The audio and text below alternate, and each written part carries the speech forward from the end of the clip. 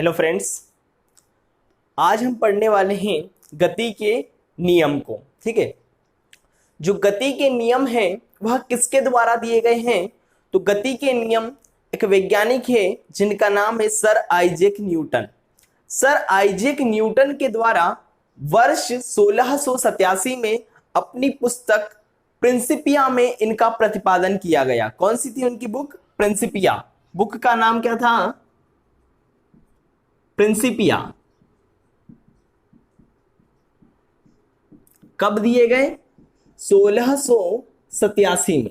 ठीक है, इसलिए किसके द्वारा दिए गए थे? सर आइजैक न्यूटन के द्वारा दिए गए थे, इसलिए उन्हीं के नाम पर हम क्या कहते हैं? न्यूटन की गति के नियम। कितने नियम दिए हैं न्यूटन ने गति के? तो कुल 3 नियम दिए हैं, जिन्हें हम एक एक करके देखेंगे। ठीक है, तो सबसे पहली बात आती है वस्तु की अवस्था की। अब देखिए, जो वस्तु रहती है उस वस्तु की 2 अवस्था रहती है। कैसी? एक होती है उसकी स्थिर अवस्था, एक होती है उसकी गतिमान अवस्था।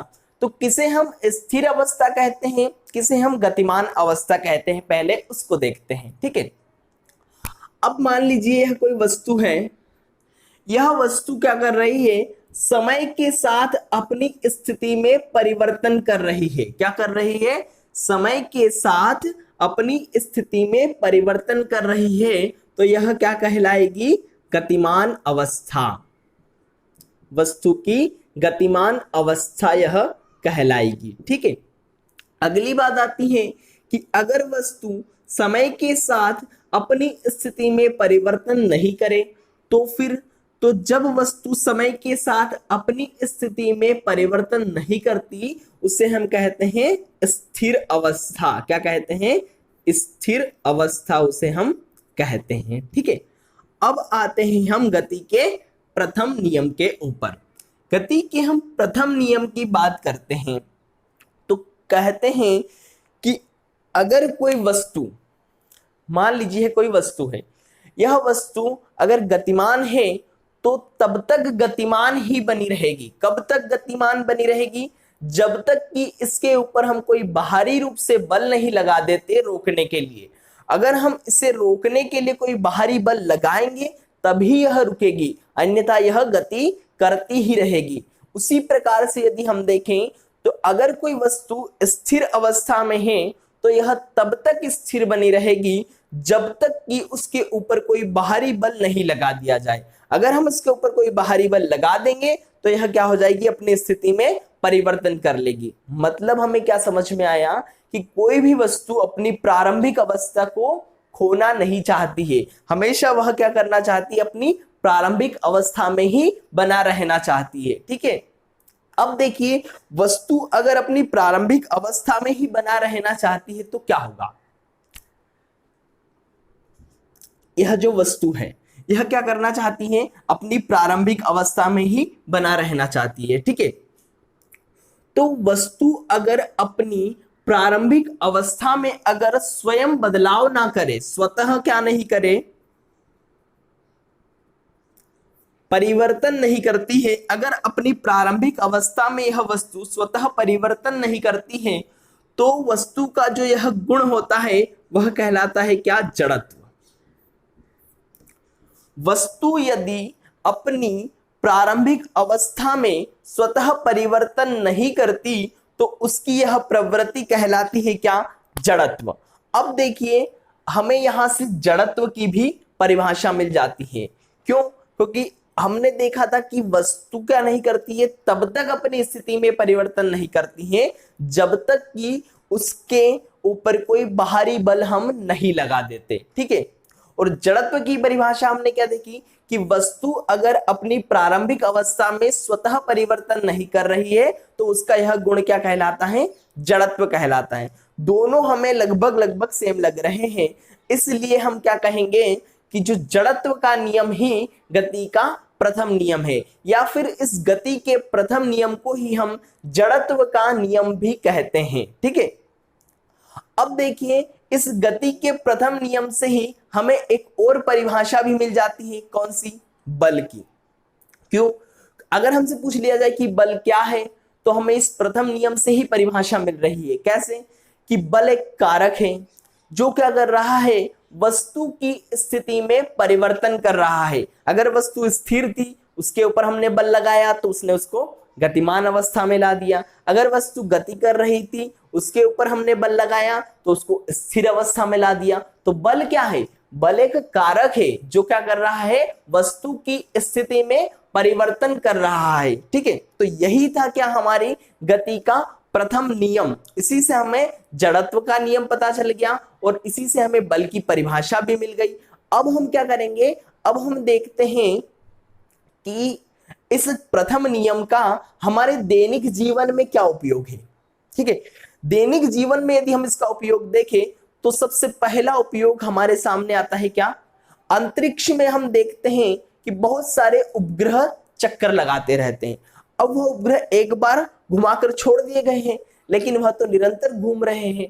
तो यहां पर हमें पता चलता है गति का प्रथम नियम लागू हो रहा है। कैसे, क्यों, क्योंकि गति जब अंतरिक्ष में वह उपग्रह घूम रहे हैं तो उनके ऊपर किसी भी प्रकार का बाहरी बल नहीं लगाया जा रहा है, इसलिए वह गतिमान अवस्था में है तो वह गतिमान अवस्था में ही बने रहते हैं। अगर परीक्षा में पूछ लिया जाता है कि क्या कारण है कि अंतरिक्ष में छोड़े गए उपग्रह निरंतर गति करते रहते हैं, तो हमें क्या कहना है, गति के प्रथम नियम से। ठीक है, उसी प्रकार से यदि हम दूसरा उदाहरण देखें तो गाड़ी का ले लेते हैं। दूसरा उदाहरण क्या होता है कि अगर किसी गाड़ी में बैठा व्यक्ति गाड़ी के अचानक रुक जाने से क्या हो जाता है, वह गाड़ी अचानक रुक जाती है तो व्यक्ति आगे की ओर झुक जाता है। क्यों, क्योंकि गाड़ी तो एकदम से रुक गई, वह स्थिर अवस्था में आ गई, लेकिन व्यक्ति का जो शरीर है वह स्थिर अवस्था में नहीं आ पाया, इसलिए वह आगे की ओर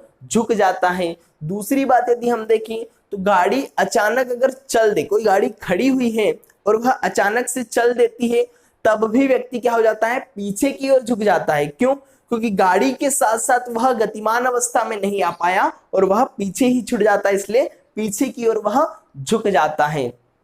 और उदाहरण यदि हम देखना चाहें इस प्रथम नियम के, तो हम कहते हैं, एक और उदाहरण लेते हैं। देखिए कंबल, कंबल को यदि हम पीटते हैं तो कंबल को पीटने पर क्या होता है, उसमें से धूल के कण बाहर निकल जाते हैं। क्यों, क्योंकि जैसे ही हम कंबल को पीटते हैं, कंबल को पीटने पर वह गतिमान अवस्था में आ जाती है, लेकिन उसके अंदर जो कण है, धूल के जो कण है, वह धूल के कण क्या हो जाते हैं, वहीं पर स्थिर बने होते हैं।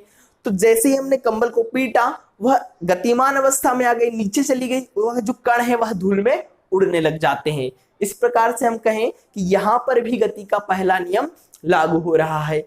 और देखते हैं उदाहरण दैनिक जीवन में, तो हम कहें पेड़ जो रहता है, पेड़ को हम हिलाते हैं तो उस पे से क्या होने लग जाते हैं, फल नीचे गिरने लग जाते हैं। यह भी गति के प्रथम नियम का ही उदाहरण है। फिर एक और उदाहरण यदि हम देखना चाहें तो अगर मान लीजिए किसी व्यक्ति के पैर पर सांप चढ़ गया, ठीक है, पैर पर सांप चढ़ गया तो वह क्या करता है, अपने पैर को झटकार देता है, जिससे क्या हो जाता है, सांप गिर जाता है। अब क्यों गिरा वह, यहां पर भी गति का पहला नियम काम कर जाता है। कैसे, जैसे ही उसने अपने पैर को हिलाया, उसके साथ साथ सांप भी हिलेगा, मतलब पैर अभी उसका स्थिर अवस्था में है, और जैसे ही उसने हिलाया पैर को तो क्या हो जाता है, वह गतिमान अवस्था में आ जाता है। उसके साथ साथ सांप भी गतिमान अवस्था में आ जाता है। अब जैसे ही उसने अपने पैर को रोका, मतलब उसने अपने पैर को स्थिर अवस्था में लाया, तो क्या हो जाएगा, वह सांप स्थिर अवस्था में नहीं आ पाएगा और वह तो गतिमान अवस्था में ही बना रहेगा, इसलिए वह सांप क्या हो जाता है, दूर चला जाता है। तो यहां पर भी गति का प्रथम नियम लागू होता है। ठीक है, अब यदि जड़त्व की बात करते हैं और पूछ लिया जाए कि क्या जड़त्व द्रव्यमान के ऊपर निर्भर करता है क्या, तो जी हाँ, बिल्कुल, जड़त्व जो है वह द्रव्यमान के ऊपर निर्भर करता है। कैसे, अब देखिए, मान लीजिए कोई वस्तु है जिसका वेट बहुत ज्यादा है, बहुत भारी वस्तु है, अगर हमें उसे उसकी स्थिति में परिवर्तन करना है तो हमें अधिक बल लगाना पड़ेगा। अगर कोई हल्की वस्तु है और उसकी स्थिति में परिवर्तन करना है तो हमें क्या करना पड़ेगा, कम बल लगाना पड़ेगा। तो इस प्रकार से हम कह सकते हैं कि जड़त्व द्रव्यमान के ऊपर निर्भर करता है। ठीक है, इस प्रकार से हमने इस गति के प्रथम नियम को देखा, जो जो हमारे लिए दैनिक जीवन में उपयोगी उदाहरण थे जो परीक्षा में पूछे जा सकते हैं, उनको भी हमने देख लिया है। ठीक है, अगले वीडियो में हम देखेंगे क्या, गति का दूसरा नियम। ठीक है।